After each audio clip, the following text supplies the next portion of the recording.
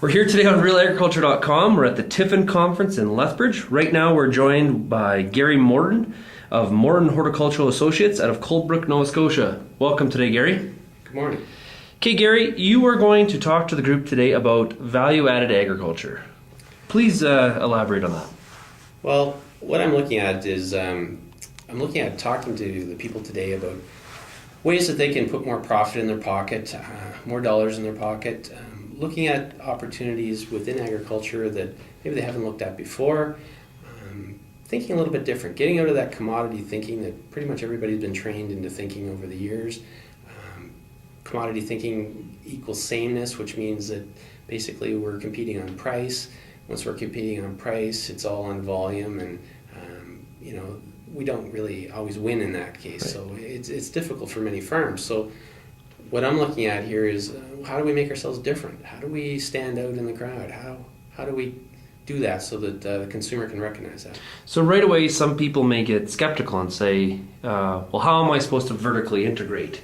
But is that really what you're talking about, or how do you define value added? Well, I define value added as very basic, anything that can put more dollars in the farmer's pocket.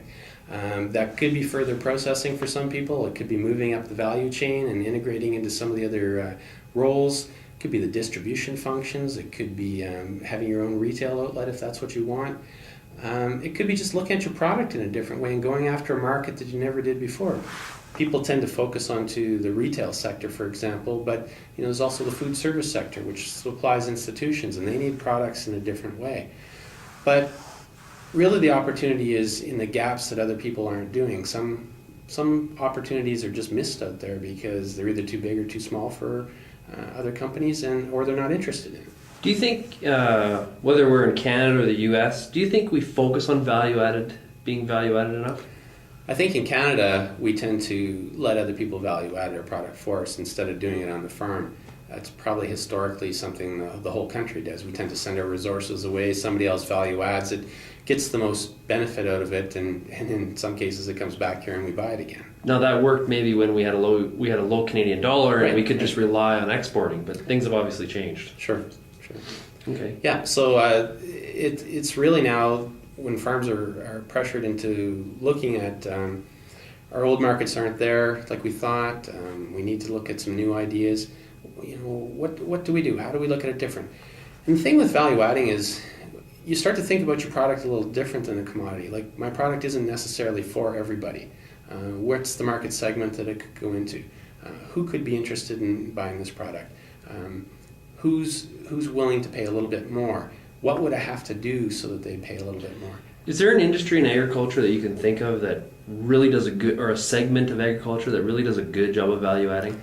Well, typically the vegetable or fruit industry probably does it a little bit more because they've never had supply management or some of those other aspects. But I find that sector does a bit more value adding than some of the other ones. I mean, if we look at the supply managed sectors like dairy and poultry, they're constantly value adding on a big scale.